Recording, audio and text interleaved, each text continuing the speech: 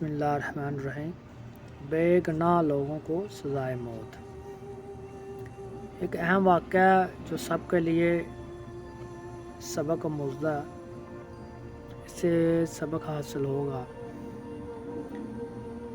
بعض اوقات بہت کچھ جانتے ہوئے بھی اپنا منہ بند رکھنا حکمت میں شمار ہوتا ہے۔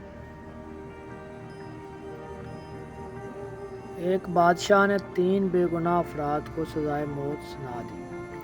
بادشاہ کے حکم کے تعمیل میں ان تینوں کو پھانسی گھاٹ پر لے جایا گیا، جہاں ایک بہت بڑا لکڑی کا تختہ تھا جس کے ساتھ پتھروں سے بنا ایک مینار، اور مینار پر ایک بہت بڑا بھاری پتھر مضبوط رسے سے بندہ ایک چرخے پر جھول رہا تھا۔ رسے کو ایک طرف سے کھینچ کر جب چھوڑا جاتا تو دوسری طرف بندہ ہوا پتھر زور سے نیچے گرتا اور نیچے آنے والی ہر چیز کو تہس نہس کر دیتا۔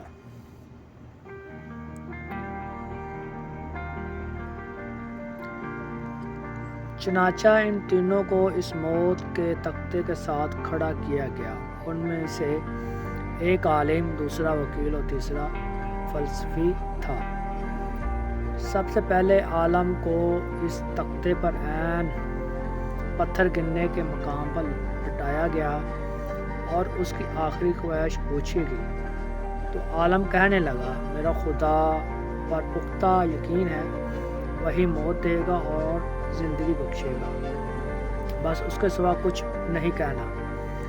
اس کے بعد رسے کو جیسے ہی کھولا تو پتھر پوری قوت سے نیچے آیا اور عالم کے سر کے اوپر آ کر رک گیا۔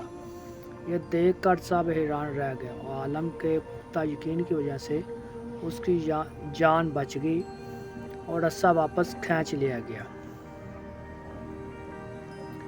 اس کے بعد وکیل کی باری تھی۔ اس کو بھی تختہ دار پر لٹا کر جب آخری خواہش پوچھی گئی تو وہ کہنے لگا، میں حق اور سچ کا وکیل ہوں اور جیت ہمیشہ انصاف کی ہوتی ہے۔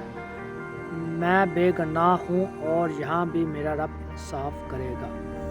اس کے بعد رسے کو دوبارہ کھولا گیا، پھر پتھر پوری قوت سے نیچے آیا اور اس بار بھی وکیل کے سر پر پہنچ کر رک گیا۔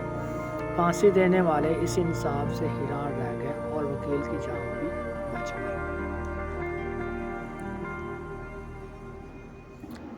اس کے بعد فلسفی کی باری تھی۔ اسے جب تختہ پر لٹا کر آخری خواہش کا پوچھا گیا تو وہ کہنے لگا، اس دنیا میں نہ ہی کوئی خدا ہے، نہ وہ کسی کو بچاتا ہے۔ عالم کو نہ خدا نے بچایا اور نہ ہی وکیل کو اس کے انصاف۔ دراصل میں نے غور سے دیکھا ہے کہ رسے کے اوپر ایک جگہ گانڈ ہے جو چرخی کے اوپر گھومنے میں رکاوٹ کی وجہ سے بنتی ہے، جس سے رسہ پورا کھلتا نہیں اور پتھر پورا نیچے نہیں گرتا۔ فلسفی کی بات سن کر سب نے رسے کو بغور دیکھا تو وہاں واقعی گانٹ تھی۔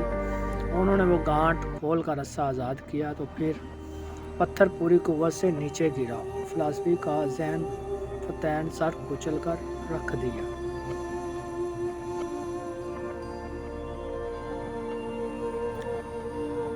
سبق ہے کہ بعض اوقات بہت کچھ جانتے ہوئے بھی منہ بند رکھنا حکمت میں شمار ہوتا ہے۔ اس سبق سے، اس واقعہ سے جو بھی ہمیں سبق حاصل ہوا ہے اس کو